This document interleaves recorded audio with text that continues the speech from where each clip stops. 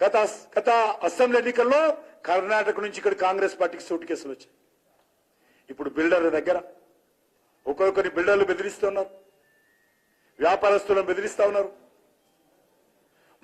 మా రాహుల్ గాంధీ చెప్పాడు, మాకు 100 కోట్లు కావాలా, మాకు 1000 కోట్లు కావాలా, మాకు పార్టీ ఎక్కడ అధికారం లేదు, డబ్బులు ఇచ్చేటువంటి స్టేట్ తెలంగాణనే ఇప్పుడు, కాబట్టి తెలంగాణ నుంచి డబ్బులు కావాలా, కాంగ్రెస్ పార్టీ గెలిచింది కాబట్టి దేశంలో ఉన్నటువంటి వచ్చేటువంటి ఎన్నికల్లో రాహుల్ గాంధీకి డబ్బులు కావాలంటే తెలంగాణలో వసూలు చేయాలని చెప్పి ఈరోజు రాహుల్ గాంధీ ఆదేశాలతో ఇక్కడ పెద్ద ఎత్తున బిల్డర్ల పైన, రియల్ ఎస్టేట్ వ్యాపారస్తుల పైన, కంపెనీల పైన, ఆఫీసర్ల పైన, కాంట్రాక్టర్ల పైన బెదిరింపులు చేసి ఈరోజు సూట్ కేసులు ఢిల్లీకి మోస్తున్న పరిస్థితి ఉన్నది.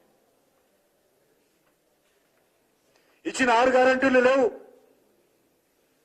మహిళలకు డబ్బులు ఇస్తామన్న నెలల, రైతులకు అప్పుల మాఫీ చేస్తామన్నారు, నిరుద్యోగ యువతకు నిరుద్యోగ భృతి ఇస్తామన్నారు. అవేమీ లేవు. కానీ రోజు మాటలు కోటలు దాటుతాయి. మీకు అందరికీ తెలుసు, నరేంద్ర మోడీ గారి ప్రభుత్వము చెప్పింది చేస్తుంది, చేసేదే చెప్తుంది. ఈరోజు మన రాష్ట్రానికి తెలుసు, పివి నరసింహారావు గారు ఎంతో దేశానికి సేవ చేశాడు.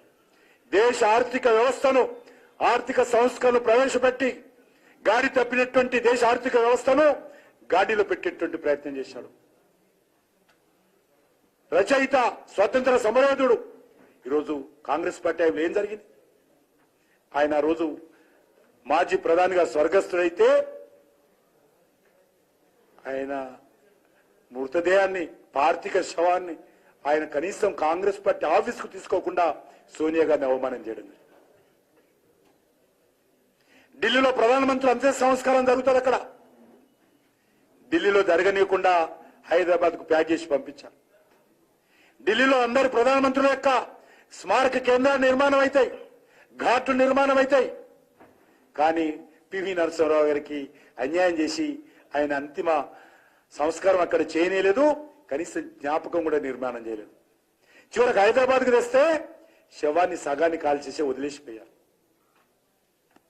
ఈరోజు వాళ్ళ కుటుంబానికి భారత తలించుకున్నాడు కాంగ్రెస్ పార్టీ, సోనియా కుటుంబం. కానీ పివి నరసింహారావుకి ఇవ్వలేదు. కానీ ఈరోజు ధైర్యంగా కాంగ్రెస్ పార్టీ అయినప్పటికీ కూడా పివి నరసింహారావు గారికి గౌరవప్రదంగా ఆయన చేసినటువంటి సేవలను మరొకసారి దేశం ముందు ప్రజలకు చెబుతూ ఆయనకు భారత రత్నతో పురస్కారం చేసినటువంటి ఘనత నరేంద్ర మోడీ గారి ప్రభుత్వాన్ని. ఆ ధైర్యం, ఆ సాహసం ఒక నరేంద్ర మోడీ గారు చేయగలుగుతారు. అద్వానీ గారికైనా, అటల్ బిహారీ వాజ్పేయి గారికైనా, పివి నరసింహారావు గారికైనా, స్వామినాథన్కైనా సన్మానం చేసి, పురస్కారం చేసి గౌరవించేటువంటి సత్తా, ధైర్యము భారతీయ జనతా పార్టీకి ఉంది, మాత్రం నరేంద్ర మోడీ గారికి ఉంది తప్ప కాంగ్రెస్ పార్టీకి లేదు. కాంగ్రెస్ పార్టీ ఎంతసేపు వాళ్ళ కుటుంబమే ఉండాలి. ఏదైతే కేసీఆర్ గారు కుటుంబం చుట్టూ తెలంగాణను తిప్పి తెలంగాణను 10 సంవత్సరాలు మోసం చేశాడో, కాంగ్రెస్ పార్టీ 75 సంవత్సరాలుగా అదే చేస్తా ఉంది. ఈ 2 పార్టీలు కూడా కుటుంబ పార్టీలే, ఈ 2 పార్టీలు కూడా అవినీతి పార్టీలే, ఈ 2 పార్టీలు కూడా దొందే, ఈ 2 పార్టీలు కూడా బొమ్మ బరుసు లాంటి పార్టీలు, ఒకే తాను ముక్కలే. ఈ 2 పార్టీలు కూడా మజ్లిస్ పార్టీ వెంకలు చేరుతాయి, ఈ 2 పార్టీలు కూడా మజ్లిస్ బుజ్జగిస్తాయి. ఈ 2 పార్టీలు కూడా ఓటు బ్యాంకు రాజకీయాలు చేస్తారు. ఈ 2 పార్టీలు కూడా కుహాన లౌకికవాదంతో ఉంటారు. 2 పార్టీలు కూడా ఈరోజు ఓట్ల కోసం ఏదైనా దిగజారుతారు. కాబట్టి తెలంగాణలో కూడా ఈరోజు మార్పు రావాల్సినటువంటి అవసరం ఉంది. అందుకే ఈ పార్లమెంట్ ఎన్నికల్లో 17కు 17 సీట్లు ఈరోజు భారతీయ జనతా పార్టీ పోటీ చేస్తా ఉంది. ఆదరించాల్సిందే కోరుకుంటున్నాను.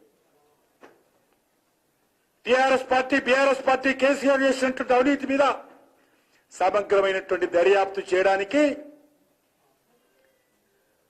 మరి ఇక్కడ ఉన్నటువంటి కాంగ్రెస్ ప్రభుత్వం కానీ, రాహుల్ గాంధీ గారికి ధైర్యం లేదు. ఎందుకంటే వాళ్ళు కూడా అవినీతి పరులే. కాంగ్రెస్ హయాంలో కుంభకోణాలే, కేసీఆర్ హయాంలో కుంభకోణాలే. కాబట్టి ఇద్దరు కుమ్ముక్కయ్యారు. సిబిఐ దర్యాప్తుకు రావడం లేదు. న్యాయ విచారణ చెప్తారు, న్యాయ విచారణ చేయడం లేదు. విజిలెన్స్ రిపోర్ట్ చేస్తారట, విజిలెన్స్ ఎంక్వైరీ చేస్తారట. విజిలెన్స్ ఎంక్వైరీతో అయ్యేది లేదు, పోయేది లేదు. కాలయాపన.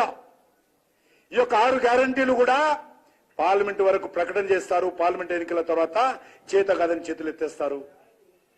కాబట్టి ఏ చేతి గుర్తుకైతే ఓటేశామో అదే చేతి గుర్తుతో తెలంగాణ ప్రజల ఎత్తులో చేయబెట్టి భస్మాసురాస్తంగా